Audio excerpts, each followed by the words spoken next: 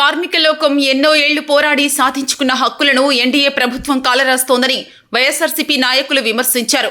జిల్లా పార్టీ కార్యాలయంలో ఇవాళ మేడే వేడుకలను ఘనంగా నిర్వహించారు. ఈ కార్యక్రమంలో ట్రేడ్ యూనియన్ జిల్లా అధ్యక్షుడు కొండ్రెడ్డి గారి ఓపిరెడ్డి, మాజీ మేయర్ వసీం, బీసీ విభాగం working president Ramesh Goud, ZP chairperson Girijamma, ఇతర నాయకులు, కార్యకర్తలు పెద్ద ఎత్తున పాల్గొన్నారు. ముందుగా ట్రేడ్ యూనియన్ జెండాను ఆవిష్కరించారు. కార్మికుల హక్కుల కోసం పోరాటంలో ప్రాణత్యాగం చేసిన నాయకులకు ఘనంగా నివాళులర్పించారు.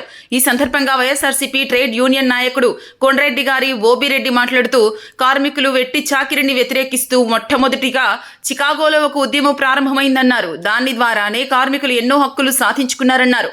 అయితే ఎన్డీఏ ప్రభుత్వం కార్మికుల హక్కులను కాలరాస్తూ 8 గంటల పని గంటలను 10 గంటలకు చేస్తూ అన్యాయం చేస్తున్నారన్నారు. గతంలో వైఎస్ఆర్ కాంగ్రెస్ పార్టీ కార్మికుల పక్షాన నిలబడిందని, అనేక ఉద్యోగాలు కల్పించిందని, కార్మికులకు ఏ కష్టం వచ్చినా ఆదుకుందని గుర్తు చేశారు. రానున్న రోజుల్లో కార్మికుల హక్కుల కోసం పోరాటం చేస్తామని మాజీ మేయర్ వసీం అన్నారు. వైఎస్ఆర్సీపీ పేరులోనే శ్రామిక అనే పదముందని అన్నారు. రమేష్ గౌడ్ మాట్లాడుతూ, కార్మికుల కష్టాన్ని, శ్రమను చంద్రబాబు ప్రభుత్వం దోపిడీ చేస్తోందని విమర్శలు చేశారు. గతంలో కార్మికుల కష్టాన్ని గుర్తిస్తూ అనేక కార్యక్రమాలు అమలు చేసిన నాయకుడు ముఖ్యమంత్రి వైఎస్ జగన్మోహన్ రెడ్డి అని అన్నారు. అన్ని వర్గాల అభ్యున్నతి కోసం పనిచేసిన వైఎస్ఆర్ కాంగ్రెస్ పార్టీ కార్మిక లోకం కోసం కూడా చిత్తశుద్ధితో పనిచేస్తుందని ఆయన స్పష్టం చేశారు. వైఎస్ఆర్సీపీ పార్టీ నాయకులకి, కార్యకర్తలకి, మిత్రులకి అందరికీ కూడా మేడే శుభాకాంక్షలు తెలియజేస్తూ, మేడే అనేది ఒక చారిత్రాత్మకమైన దినం.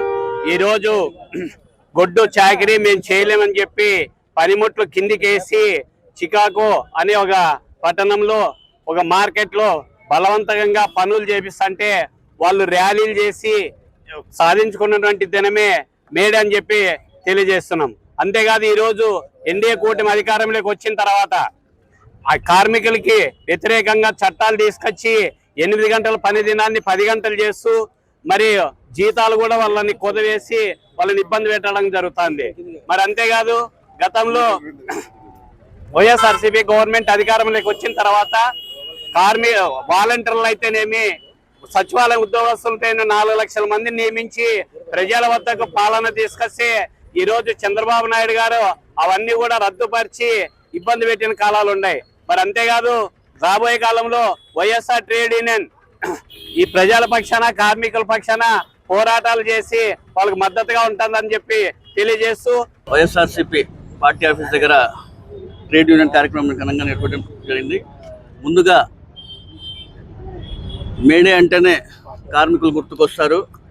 ఏ విధమైతే ఈరోజు మనం YSR Congress party trade union నాయకులు కావచ్చు, కార్యకర్తలు కావచ్చు, కార్మికులు కావచ్చు, అన్ని వర్గాల కార్మికులకు అందరూ కూడా ముందుగా నేను మేడే శుభాకాంక్షలు తెలియజేస్తున్నాను. ఏ విధమైతే వాళ్ళు కొన్ని కార్మికులు సంబంధించి కొన్ని ట్రేడ్ యూనియన్లు ఏర్పాటు కావడంతో 1920లో అప్పటి నుంచి కార్మికులు ఒక ట్రేడ్ యూనియన్లు ఏర్పాటు కావడం సంబంధించి ఇంకా ఎక్కువ వాళ్ళకి చైతన్యం కూడా కలగడం జరిగింది. గతంలో మనం చూసుకుంటే జగన్మోహన్ రెడ్డి గారు కూడా కార్మికులకు ఏ విధంగా అండగా నిలిచిన విషయం కూడా మనం చూసాం. అప్పుడు మనం చూసుకుంటే ప్రభుత్వ ఉద్యోగాలు సమానంగా ఆర్టీసీ కార్మికులకు నిలిపిన ఘనత జగన్మోహన్ రెడ్డి గారిది.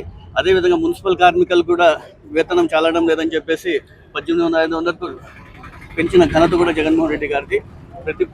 జగన్మోహన్ రెడ్డి గారు కార్మికుల పక్షపాతిగా, వారి కుటుంబాలు అందరూ బాగుండాలా, వాళ్ళందరూ కూడా అభివృద్ధి చెందాలా, సంక్షేమం ఉండాలని చెప్పి ప్రతి ఒక్కసారి కూడా ముందుకు తీసుకున్న ఘనత కూడా జగన్మోహన్ రెడ్డి గారిది. అదేవిధంగా వైఎస్ఆర్ కాంగ్రెస్ పార్టీలోనే శ్రామిక అనే పేరు కూడా ఉంది. శ్రామిక అంటే కార్మికుల కోసం ఏ విధంగా నిలబడిన విషయం కూడా ప్రజలందరూ ఒకసారి గమనించాలా. రాబోయే రోజుల్లో కూడా ప్రజలందరూ కూడా ఖచ్చితంగా జగన్మోహన్ రెడ్డి అండగా నిలసాలని తెలియజేసుకుంటూ, ఎంతో వైఎస్ఆర్ కాంగ్రెస్ పార్టీ ఎప్పుడు కూడా కార్మికులుగా అండగా నిలబడేటటువంటి పార్టీ వైఎస్ఆర్ కాంగ్రెస్ పార్టీ.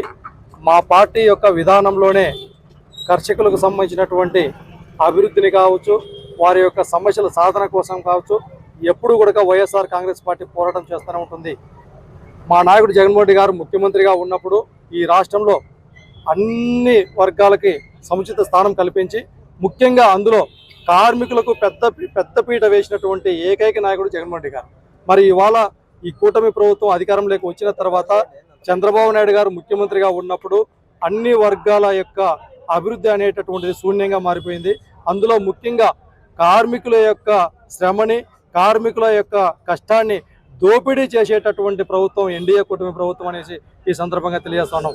అందులో క్రియాశీలకమైనటువంటి హోదాలో ఉన్నటువంటి చంద్రబాబు నాయుడు కూడా కనీసం కార్మికుల పక్షాన నిలబడకుండా కార్మికులకు వ్యతిరేకంగా కార్మికుల అభివృద్ధిని కుంటుపడేటటువంటి చేసేటటువంటి విధానాలకి మద్దతు తెలియజేసినటువంటి వ్యక్తి చంద్రబాబు నాయుడు గారు.